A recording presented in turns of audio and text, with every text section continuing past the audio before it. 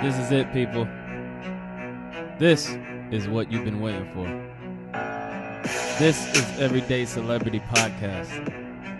The podcast for everyday people with everyday problems, trying to find everyday solutions to accomplish everyday goals.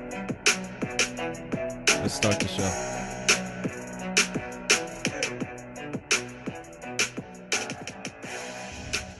You. Welcome to another episode of Everyday Celebrity Podcast, number one podcast in Oakland, number one podcast in the Bay Area, soon to be the number one podcast in London. Hey. Today is a special day. We have one of the newest upcoming stuntmen on the rise. He's worked in numerous blockbuster movies, such as Black Panther, Avengers, and the soon-to-be Stars TV show, Blind Spotting. He is a Capoeira. I don't know if they have black belts, but anyway, he's a fucking Capoeira ninja. He goes by the name of Ricky. Welcome to the show. Thank you so much for having me. Now, well, before we get into this interview, I need to give a shout out to one of my sponsors. I have sponsors now, believe it or not. Yeah, there we go. Moving up. This episode is brought to you by Military True Crime Addict. It's a podcast, and if you are searching for a podcast about crime related to actual life events of military personnel, veterans, family members, and those associated with the military in any way, then you have come to the right place. We welcome you to the Military True Crime Addict podcast, where we will be exploring a plethora of actual true crime stories that have not been reported on by the news outlets or the media. Stories that upon hearing, you will be astounded by. History should have been told and reported too long ago. There will be detailed stories that touch on topics such as assault, harassment, sexual preference, abuse of power, PTSD, murder, hazing, rape, and all stories that in some way relate to our military veterans and their extended families. Here we provide a voice to the victims and hear their side of the story. We will raise awareness of the heinous crimes and those most impacted. You do not need to know anything about the military to enjoy this podcast. Our listeners can hear original true crime stories with their specifics of what occurred. Once again, that's the Military True Crime Addict podcast, and you can hear that on all platforms. Now, back to the original. So, Ricky, how are you today? I'm doing all right, sir. I'm doing all right. Feeling good. Happy Sunday. Now, you are trying to be a stuntman, correct? Yes. I do capoeira. I train capoeira, teach capoeira, and I feel like this is doing stunt work is a grand opportunity to present capoeira in the media. But first you have to, pay your dues, and using stunt work as like the first stepping stone of getting into the industry. Now, what made you want to be a stuntman? Because some people be like, oh, I want to be an actor or actress and shit like that, but most people don't grow up like, oh, I want to be a stunt person. Mm-hmm. To be honest, like since I want to say the first Mortal Kombat movie, I was always doing like fight choreography with friends in like the backyard, and we would film ourselves. We jokingly made our organization called the Backyard Basement Productions, because we always filmed in either the backyard or the basement. And I was back in Detroit, Michigan, before I moved to Oakland. And then once I moved to Oakland to follow my path in capoeira, a friend of mine, Larry Leong, who was starting to do more stunt work and actually choreograph fights, he was a part of an organization called Zero Gravity. And we started to, again, like film fight choreography and make our own kind of stories So that was the start of like the seeds being planted. And then just most recently, realizing that, hey, you know, I do have the talent. I do have something that is unique that I can contribute. So I want to put more effort and nurture that, my abilities in stunts. Okay. Are there any requirements of becoming a stuntman? You have to put in work and you have to be patient. And I think just like anything, you have to be willing to master your craft. You have to be willing to research how to not hurt yourself. You have to be willing to put in time for the basics, and be willing to network, and build relationships. I want to say like build, not just make, you know, connections, but build relationships. And some people, you know, just in life, they want to make connections so that they can get to the next step or get to the next level. But I think it's more important to build relationships because those are longer lasting. Now, what was the first role that you landed? The first official role was background talent for Black Panther, Marvel Studios' Black Panther, and that was a huge experience. How did you get that? I was a part of from Facebook. There's a Black Panther and Storm appreciation group, and there was a casting call. Wait. Black Panther and Storm, like the X-Men Storm? Yeah. Facebook group where this group, they just put out everything from black oriented characters from comic books to TV. Storm is black? Storm, yeah. I know she's black in the movie, but is she black in the magazine? I mean, the comic? Yeah. I thought she was white. Oh, Storm? Yeah, Storm. She's from Kenya. She's African.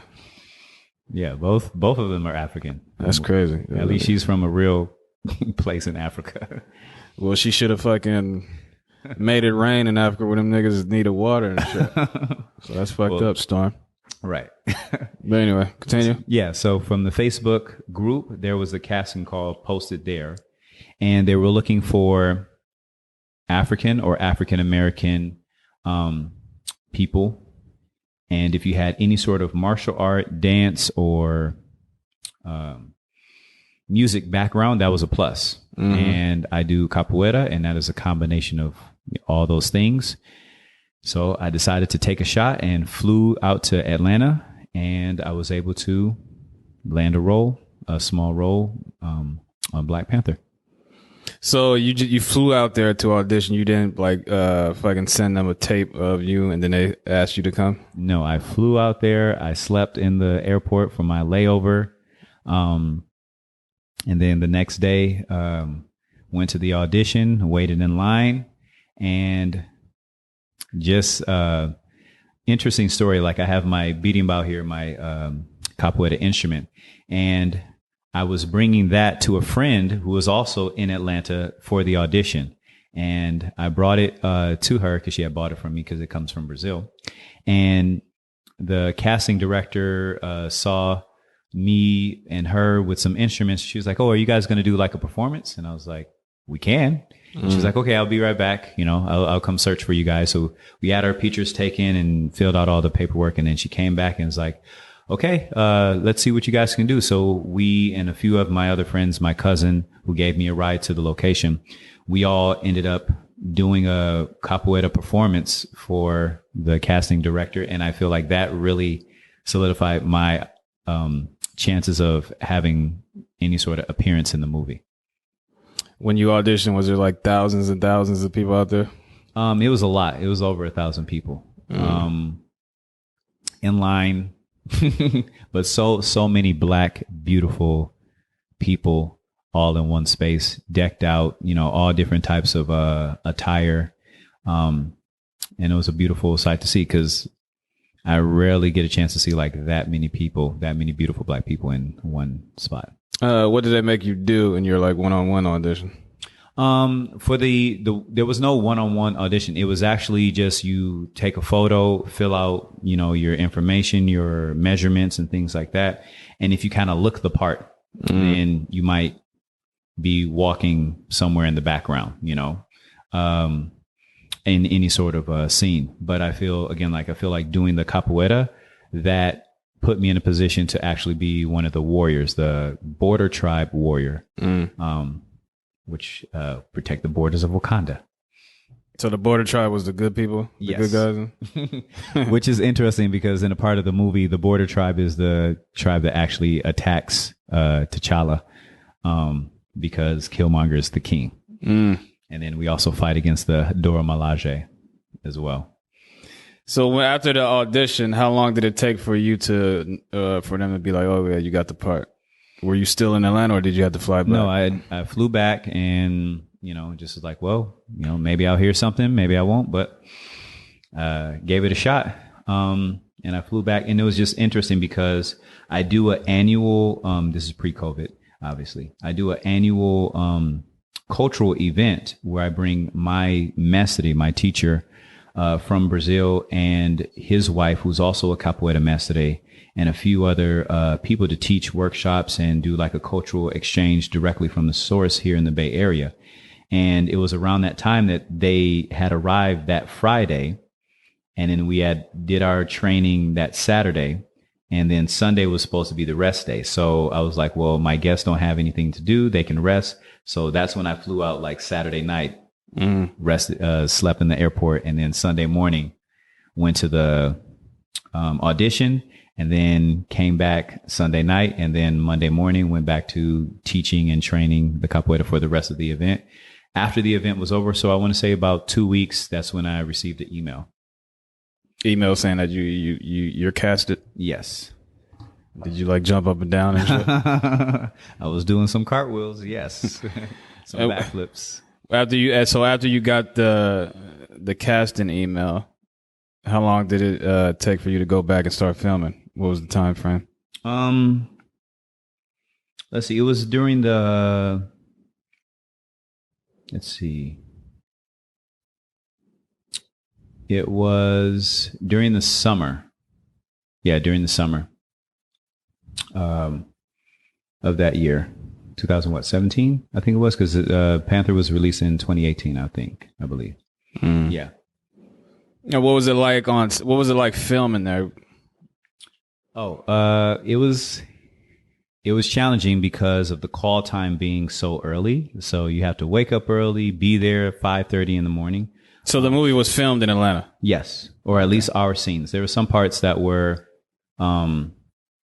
filmed, I believe, like in Korea as well, in that part of the movie.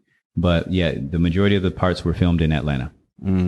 So let's see. Oh, sorry. So during November is when I went for the audition. And then a couple months later, around January, February, is when I had to fly back out for the filming. So being there kind of early, 10 to 13 hour days. There was a segment where we just went through choreography. We went through fight choreography. We went through stunt falls. And just training with some of the Dora Milaje and doing some fights and falls and getting us prepared, and then getting fitted, shaving the hair in a certain way. So it was all fun. The catering was phenomenal. Now, since it was sort of a black movie, did they have black food? They had a wide assortment. Like string beans and shit.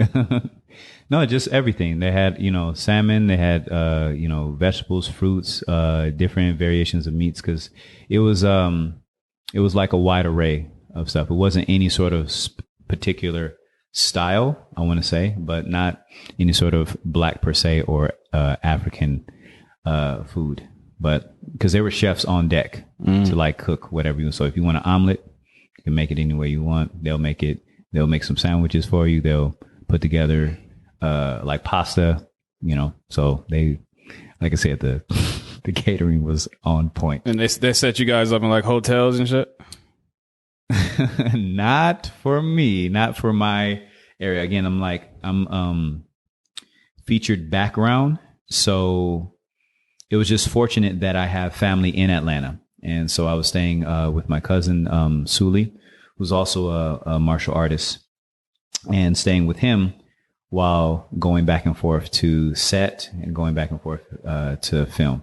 Now, if you're like a featured actor or just like higher up in the totem pole, then I'm pretty sure you get put up in certain areas. But for background actors, even though you're there for multiple days, you just got to find your own like room and board. Yeah. Mm-hmm. And they tell you that beforehand. I think they just assume because they give you the dates of when they're going to film, and then you let them know if you're available or not before committing to anything. Yeah. So how long were you out there? For about close to 3 weeks. 3 weeks? Yeah. I took off work to work. Now, was there any drama on the set? Do you have any stories? Chadwick, you walked in on Chadwick like smacking a bitch or something? It was surreal working with Chadwick because he was really cool, a little bit to himself, and I think he had to be that way because you're all around like so many people. And I was also able to connect with his trainer, Maurice Crump, who's also a black martial artist. Specializes in he also does capoeira and ninjutsu, Muay Thai as well. Really, really cool guy.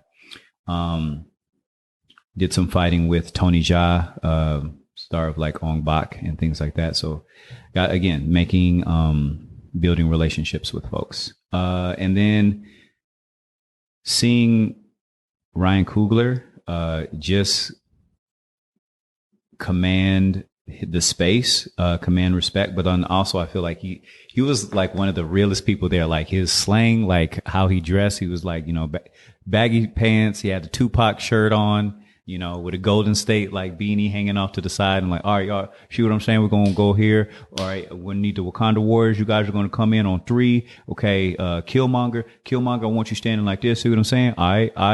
Okay, all right, let's get it. And then just be. There's a shirt dedicated to like his mannerisms and slogans and stuff that he would say. It's pretty hilarious. But I was like starstruck to just be on the set, and then also knowing that this is going to be something big. This is going to be something meaningful. This is going to be powerful. This is going to be like our Black Star Wars, so to speak, or our Black Harry Potter. That was the feeling, just excited to be there. And there was a real strong showing of unity. I want to say, because, for example, we all got together and we was like, hey, you know what? On the set, we are not going to use the N-word. We're going to keep it cordial and, be whatever, be yourself and things like that. But there's many people who are not Black, and we have this opportunity to carry ourselves in a certain manner. So on set, everyone refrained from like using the N-word while we were filming and while we were preparing to work. And I felt that was kind of cool. Did you ever see Angela Bassett on set? No, I did not see Angela Bassett on set. The scenes that I was in were. So you never saw that ass in real life? No, sir. That sucks. Shuri, she was there. She was cool. Who else? Lupita. Lupita. You saw her in person? Yes. She was there. It was our scene was more towards the end when there was a big battle between the Jabari and the Border Tribe, and we were fighting against also Black Panther, and Shuri and Lupita are fighting against Killmonger. So that's the scene that I was involved in. Yeah. Now, after that, then came Avengers, or was Avengers? Yeah. Avengers was after? After that. Yeah, and to be honest, I thought like it was a huge experience, a great experience, huge opportunity. So I was like, okay, cool, go back to, normal life. That was great. And then all of a sudden, maybe, after the release of Black Panther, it was great. I got a call, and the lady was like, yeah, we want to you to come back and work on Mary Lou. And I was like, what? Mary Lou, the gymnast? And I was like, what's that? And she's like, oh, I'm sorry. Avengers. I was like, oh, okay. Hold on. What'd she say Mary Lou for? Because they have, when they're filming, they have tentative titles for the film so that they can kind of work without people trying to find out more stuff, or they have, posters up where you're supposed to go to set and film. And if they see like Avengers, then they're going to have a whole bunch of paparazzi and people trying to get, the latest scoop and things like that. So even the working title for Black Panther was Motherland. So, all our emails would be like, okay, here's your schedule this week for Motherland instead of like Black Panther. Did you have a bigger role in Avengers, or it was the same type of shit? It was the same role, but I got more screen time. Like I can spot myself a lot more in Avengers Infinity War. And I think we were doing more work as far as fighting on Infinity War. So you can literally say that you were a part of like two of the biggest movies. What was it, that year or within the last couple of years? Yeah, I was. I can say that I was. I contributed to the first $1 billion film by a black lead and a black director. I was a part of that, and then another $1 billion film with Infinity War. So, yeah, I mean, that's a good catalog, I guess. I helped. Now, are you originally from? Where are you originally from? I was born in Inglewood, California, and then moved to Detroit, Michigan, and kind of grew up there. Even started Capoeira there, and then at 19, I moved to the Bay Area, and I'm in Oakland, California. How old were you when you started doing Capoeira? 16. 16. What did you start doing it for? Any specific reason, or? I was always into martial arts, since watching Bruce Lee, Last Dragon. Like people call me like Bruce Lee Roy, because I look like the actor. But Capoeira in general, it was just so intriguing. Like watching, playing the video game Tekken 3 and seeing.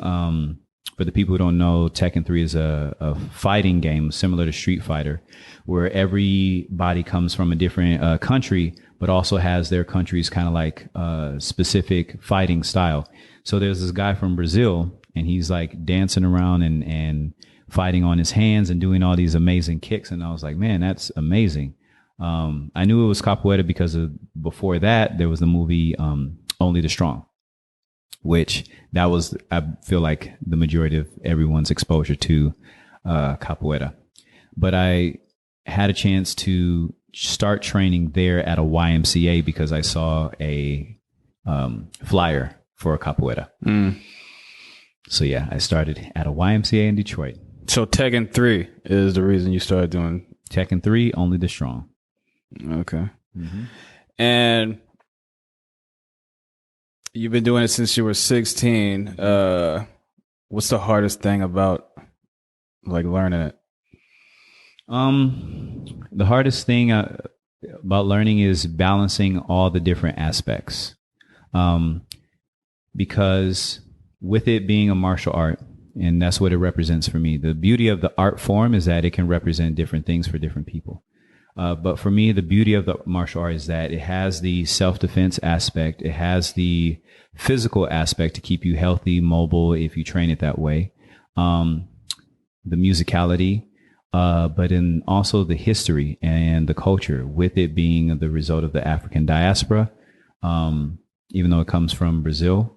So the difficult thing to do is kind of making sure that as you focus on one thing, you don't forget about the other things, and that can happen over time. Do you remember your first teacher? Oh yes. Is he still alive? Yes, he is. My first teacher was Barrett Leverett. He's still in Michigan, and I believe he trains Muay Thai now. Now, have you ever went to Brazil and trained with anyone in Brazil? Yes, I've been to Brazil multiple times, trained with many mestres, and I did my pilgrimage to the Mecca, Bahia, and I've lived in Brazil for a little over a year. And pre-COVID, I travel back to Brazil annually and bring my teacher and other teachers here to the States so that they can do a cultural exchange and help my students get better. So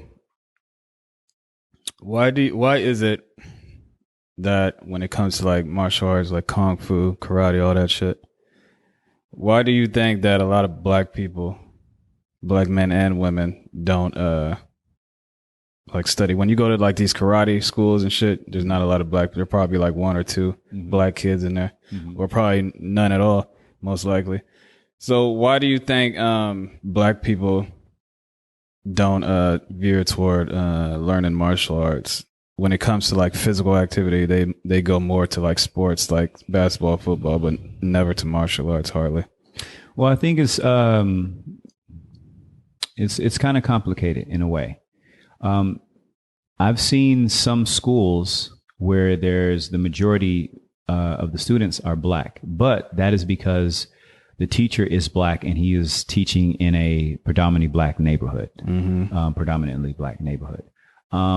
So there are some instances like that. Well, that's probably because he's specifically trying to grab black kids. I'm talking about a random school like you. Right. I think it's for one, the community. So if there's not a lot of black people in the community in general, you're not going to get a lot of black people in the art form per se. Maybe, but it's less likely. And the reason why we tend to lean more towards sports is two reasons. One, there's money to be made from sports. There's more, quote unquote, there's easier competitions. When I say easier, then you see more tournaments and things like that. You can have a church, tournament of basketball, or like people at your work, can have a basketball or sport, baseball kind of tournament. And we have so many parks where you can just play basketball, or you can just play soccer or whatever, football. So it's readily accessible for people. And martial arts tends to be a little bit more niche, like a little bit more exotic, because there's the uniforms that are involved. There's, the location. Whereas if the weather is good, we can just go out and somebody got a basketball. We can go just play basketball all day. Doesn't necessarily mean that we're going to go out for a team or try to be like in the NBA. But it's easily accessible to folks. So I feel like that's why people tend to do it a little bit more. And what's promoted out there is, for example, the drinks or the shoes and things like that are the athletes. But when I say athletes, you see Michael Jordan, you see LeBron James, Penny Hardaway, Forrest Grant, and all those different types of athletes from just using basketball because it's easier to latch on to basketball. But you don't see like any sort of martial artist having any endorsements to that level, let alone like you get a few movies, here and there. But again, like it's not as accessible to the youth as it is the other sports and things like that. Because a commercial, you'll see that multiple times, a day. Why do you think black people should do martial arts? I think everyone should, but black people in general, a sense of self-empowerment to realize what you are capable of, what challenges you're able to overcome, gives you a sense of unity and community. And it just helps you to understand really who you are through those trials, because through the challenges, that's where you learn how to build your character, And that's what I feel like everyone should learn. Martial arts, should learn how to defend themselves, because it's an amazing feeling. When you were growing up in Los Angeles and when you were studying capoeira, and then let's say, I'm pretty sure you got into a fight. Did you bust out capoeira moves when these other niggas is trying to do some street fight shit? Well, when I was in Detroit, there were a few times where someone will come to the school and be like, hey, you know, I do this particular style. Like, let's see. And it was always with capoeira in particular, a little bit easier because capoeira leans to being cunning. There's a certain thing called malicia, where you use your street smarts, you use your wits more so than just like, okay, I'm going to square up with this guy, you know? So it was much easier to use capoeira in that sense instead of just the punch or the kick or the headbutt or the knee, you know, because the element of surprise, connecting that to the Africans that were being enslaved, the element of surprise is one of their strongest weapons that they were able to use to escape enslavement. So being in a physical confrontation, there's the same thing, you know, being able to use your wits, get the person to look a certain way and then do something else. So, so you'll be arguing with someone. The next thing you know, you just do a roundhouse kick. Well, that's the thing. It's like not even arguing, like understanding how the other person might even want to get into a confrontation. And if you feel like it's going to be something that you can't get out of, then there's there's many ways. You pretend to tie your shoe and then boom. There's a kick from the ground to the head, but you didn't even see it coming. Yeah. That's like we call that sneak hitting somebody. Mm-hmm. Okay. So has capoeira kept you out of trouble when you were growing up, when you were learning this? Cause some people, like some kids who grew up in the hood, they're like, oh, I played basketball. It kept me from being in the streets and shit, you know? Yeah, capoeira definitely just consumed, you know, my life in a way. And there were opportunities to get into drugs or fall into the wrong crowd. But fortunately, you know, I was never pushed to do that. There was always things going on around, and I'm a very observant type of person. But I never felt like really pressured to fall into those types of crowds or put myself in those types of situations. Maybe because I was doing so much capoeira in general. You know, that was a big thing. But our school, Filhos de Bimba, is an organization that does a lot of work in Brazil and in Lebanon and Canada and Texas, all over the world, where they work with at-risk youth and mentor them, provide them with food, and even currently provide families with sanitary packs so that they can, you know, have disinfectant wipes, have masks, but also going back to the youth, mentor them to give them different options so they don't need to be in the streets doing things that they, you know, have more options not to be doing. So you have that was your school that you just described. Okay. Filhos de Bimba. And when was that created? Filhos de Bimba. Ooh, man. That was the early 90s. Filhos de Bimba. My teacher, Mestre Nenel, is the son of the famous capoeira mestre, Mestre Bimba. And Mestre Bimba, to put it lightly, is basically like the Bruce Lee of capoeira. So capoeira used to be illegal. So if you were doing anything pertaining to capoeira, they would catch you. They would tie you. Illegal in Brazil? Yes. Why was it illegal?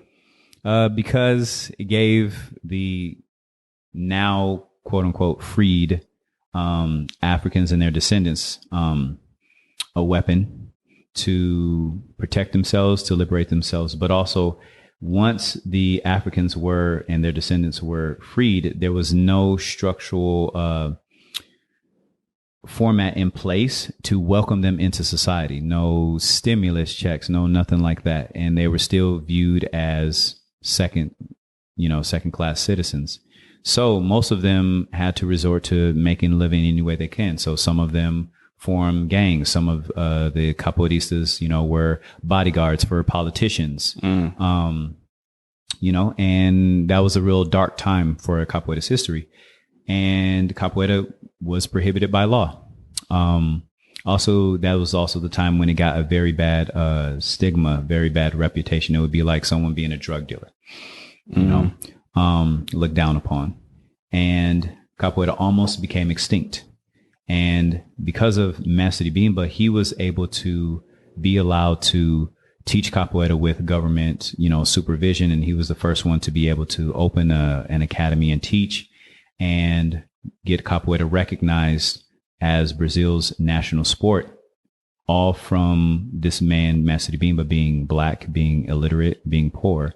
And because of his genius and tenacity, he was able to get it, take capoeira from being extinct and looked down upon and marginalized to become a part of Brazil's nationality. So now that capoeira is in all over the world, mainly because Master Bimba was able to open the door for those folks. And my teacher is the son of Master Bimba. Was there any time that it was looked down upon teaching capoeira to like white people? Oh, yes. Like, I'm not teaching you because you're white and we don't want to teach you our secrets and shit like that. Like there was a story even of Master Bimba where a martial artist looked for him, and Master Bimba was, busy working, and the guy heard of Master Bimba and how good he was and was like, hey, I want to learn from you. And the guy was like, no, you're white. You won't be able to handle it. You won't be able to stick it out. But the guy was persistent. And Master Bimba decided to, after testing him, accept him, as a student. And there has been some instances where the focus has been to teach more people of color. The focus has been to teach more black people, because it's very different. It's very different in what I've experienced, where a black family will approach me and be like, hey, I know that this has something to do with the African diaspora. I want you to teach my son how to defend themselves. To where someone who is not black will come, hey, I do this type of dance or I do this type of movement, and I saw capoeira at a gym, and I felt like it was very exotic and very intriguing. So, that's why I started to like take up the class or take lessons in capoeira. And it's different for everyone why they start.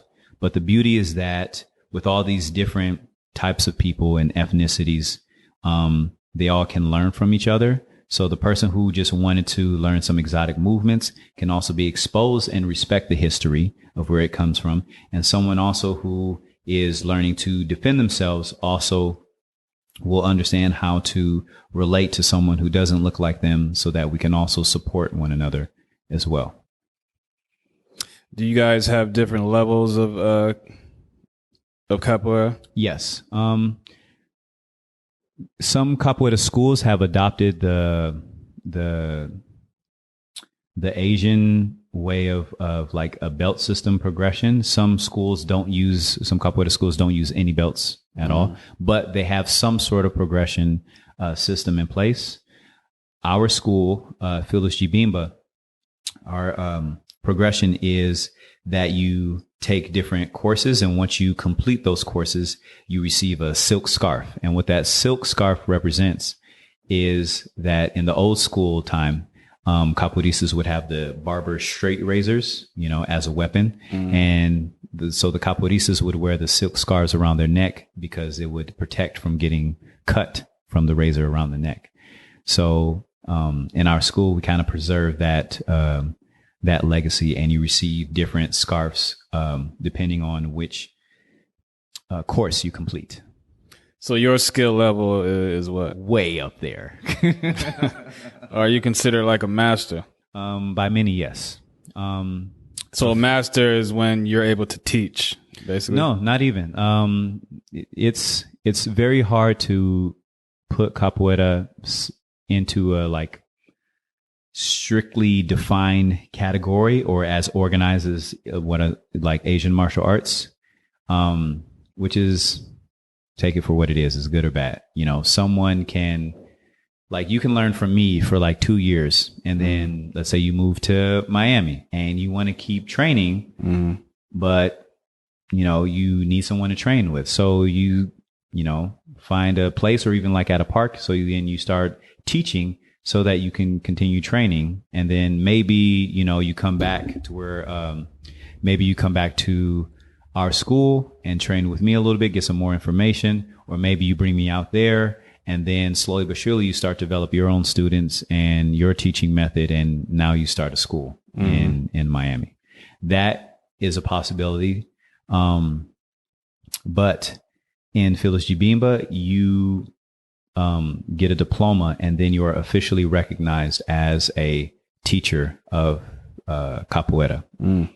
So for me, I was the first African American in my capoeira school to be recognized as a teacher of capoeira.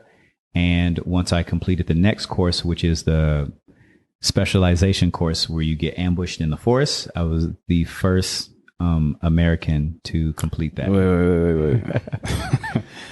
Explain that. Sipping my water. You get ambushed in the forest? Yes. Like a fight? Like a fight. And you got to fight them off? So, like a real fight, or y'all just playing around? So I'm going to tell you, okay? So this is also traditions that Master Bimba put together.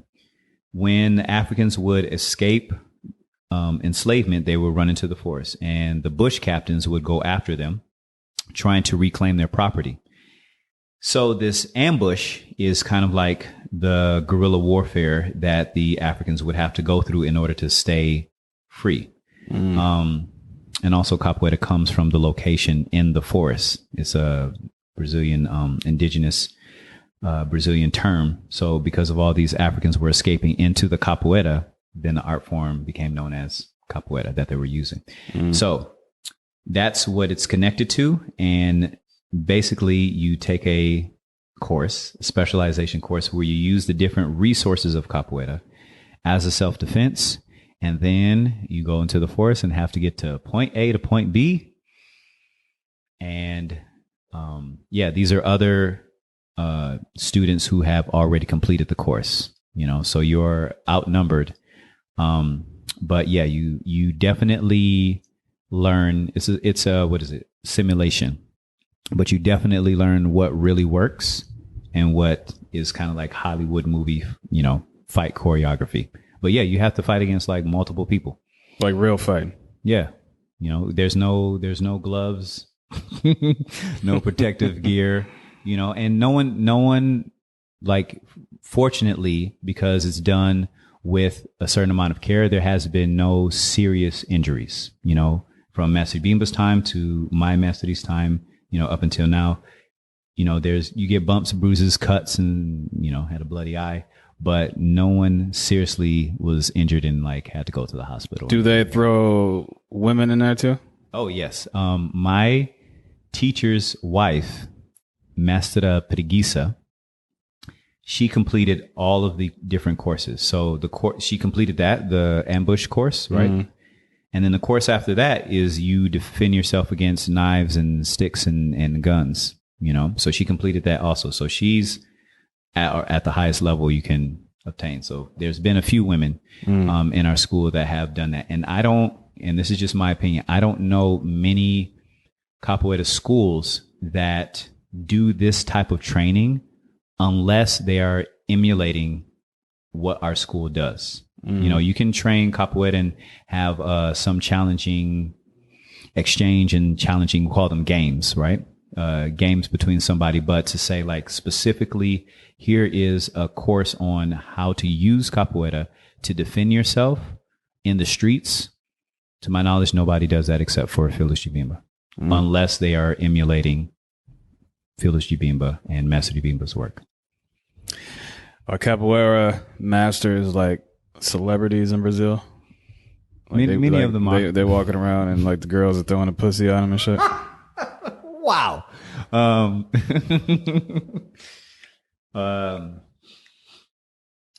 They're popular. They're popular. No, they're well. Oh wow.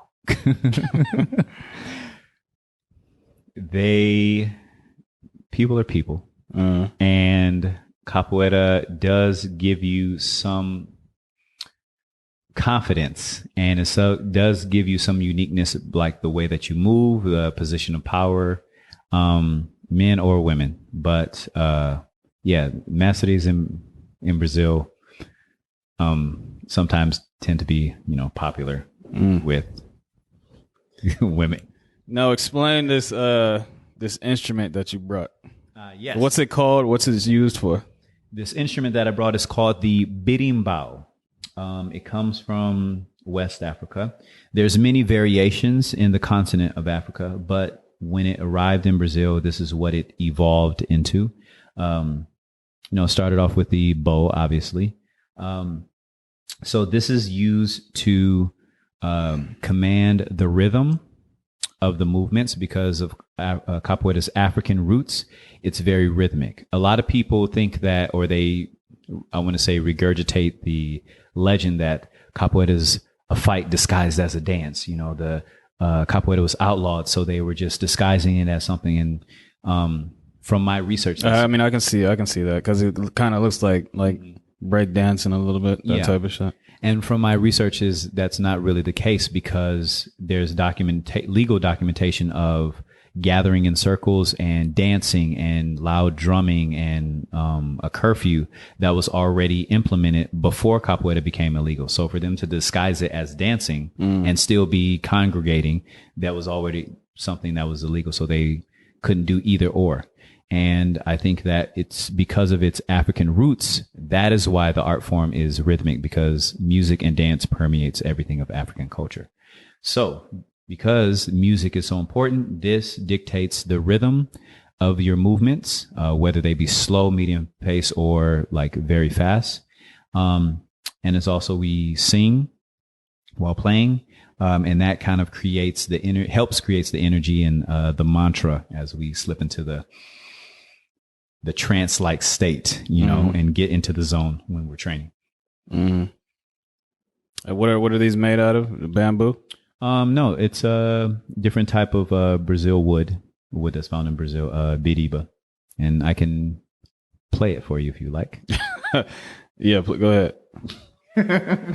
Wrote a song about it. Like, here you go. So there's other pieces that goes with it. We have the jeta, we have this hashishi, and this dobrao.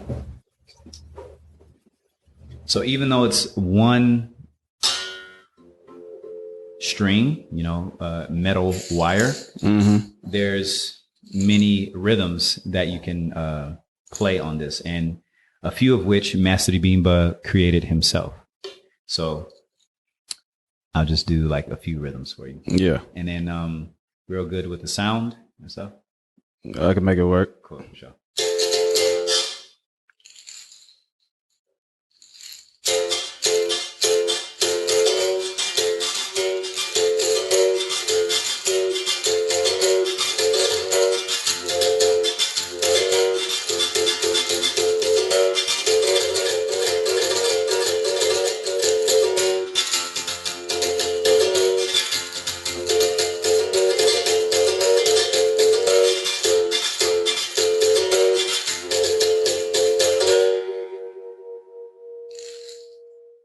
So that's São Bento Grande and one of Mestre Bimba's rhythms. This other rhythm is called Cavallaria, and historically it was the warning rhythm that the capoeiristas would play to let them know that the police, the cavalry, were coming. So, and if you listen closely, it kind of sounds a little bit like the galloping of the horses as they're arriving.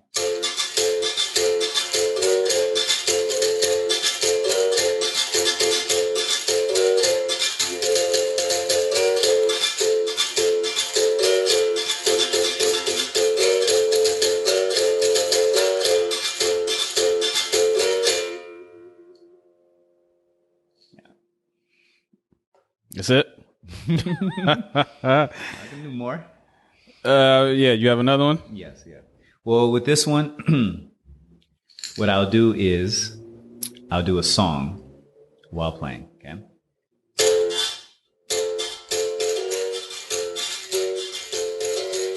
Oh, sim, sim, sim. Oh, now, now, now. Oh, sim, sim, sim. Oh, now, now, now. Oh, sim, sim, sim. Oh, now, now, now. Oh, sim, sim, sim.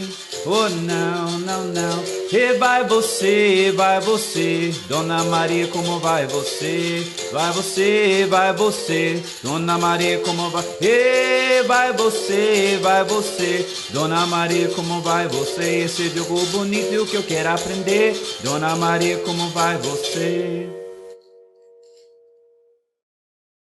What was that song about? And there you go.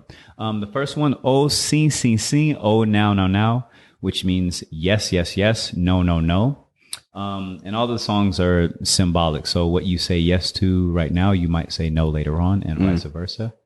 Dona Maria. Dona is the lady of the house, the nickname or the title of the lady of the house. Maria is Mary. Como vai você is how are you? And there's many public domain songs, which are the two that I sang. So it doesn't matter really what capoeira school you may go to. You're always going to hear, you know, you're more likely to hear those types of songs. And then there's other songs that people have created.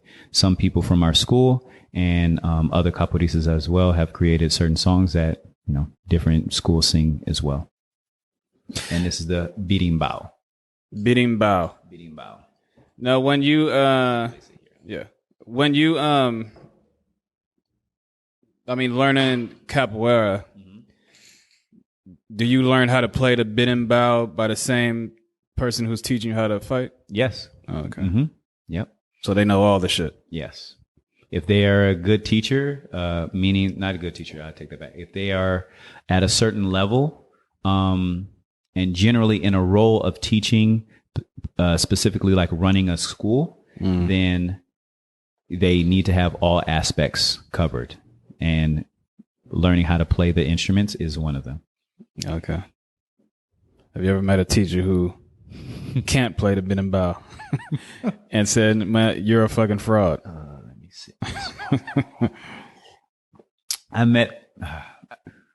I've met some people who are higher up and their music is not as good as other aspects of their capoeira.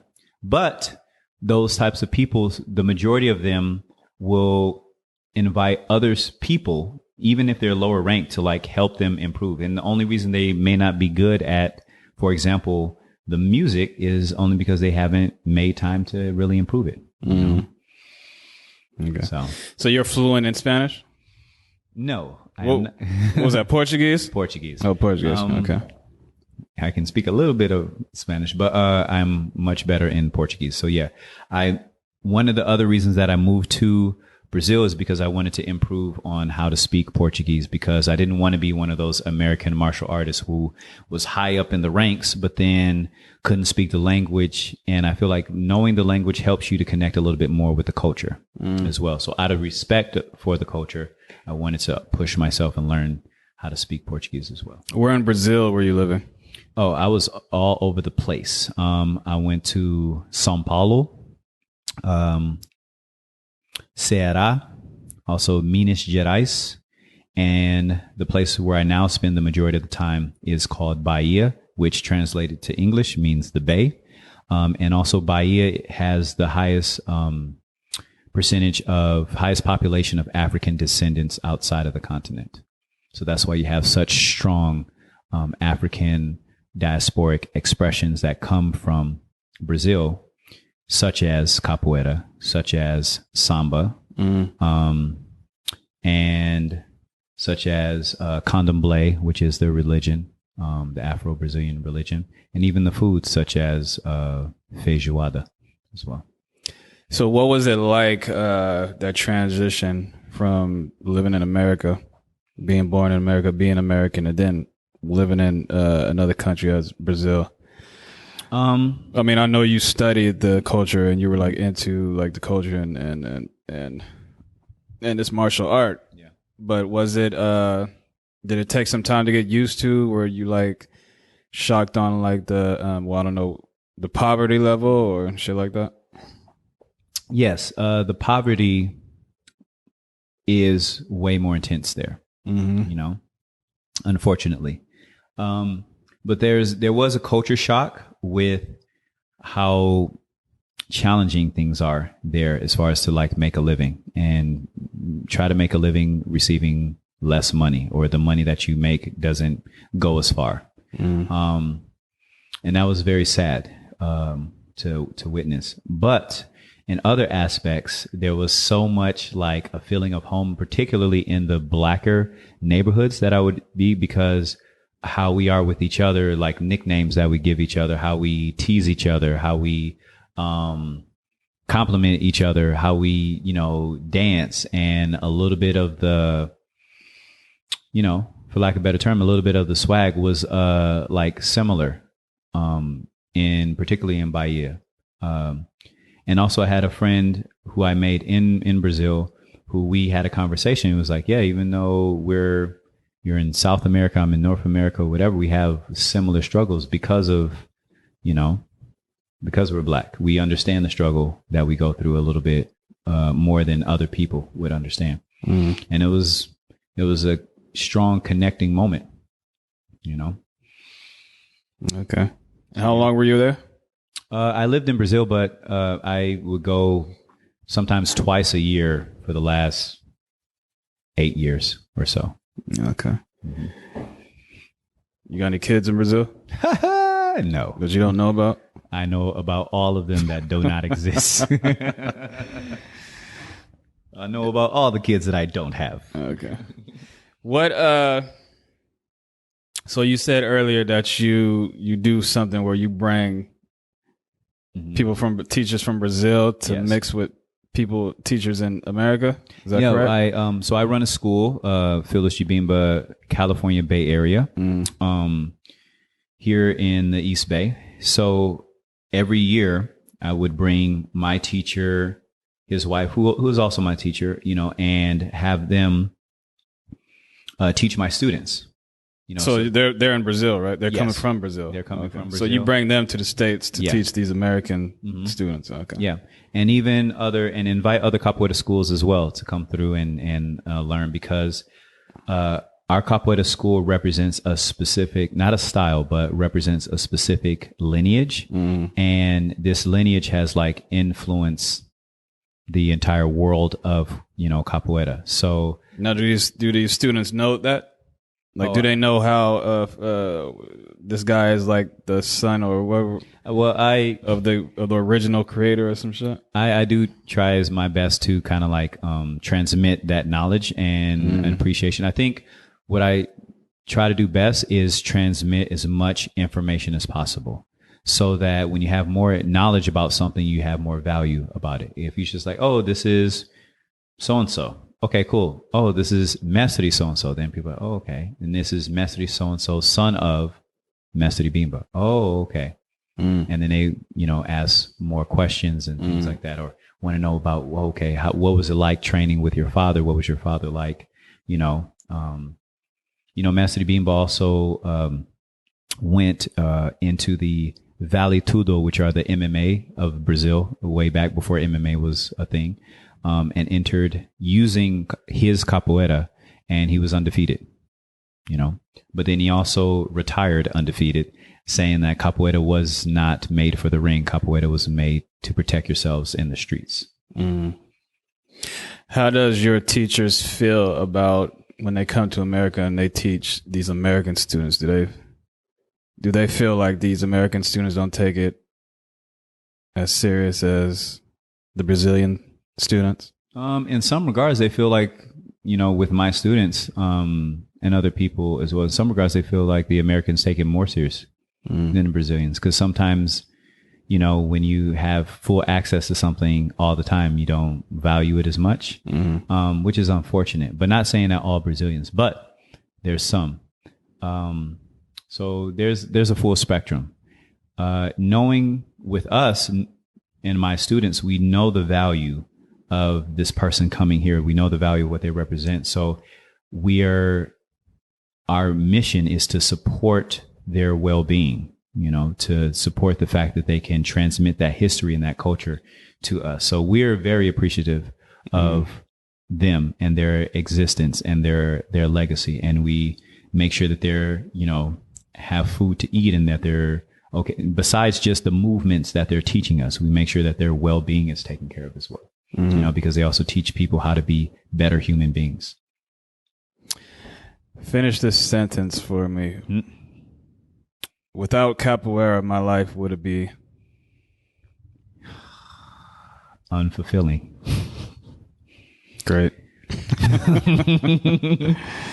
If I can just, put a perspective, like capoeira gives my life meaning because all the things that I've benefited from, the mentoring of the youth, knowing of how to protect myself and be aware in the certain situations, opportunity to connect with other people, like in some form, capoeira has been present, either at the forefront or in the background in that. So I have this tattoo on my arm that says, I am capoeira, and every day, I am capoeira, and I prove that.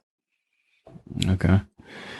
Well, this is the point where I want you to promote whatever you want to promote. If you want to tell the people where they can find you, your Instagram, give them information on your school. If there's like a mother out there who has a badass kid, where's always the bad kids and trying to find somewhere to put them. If you have a well-behaved child, come send them to me.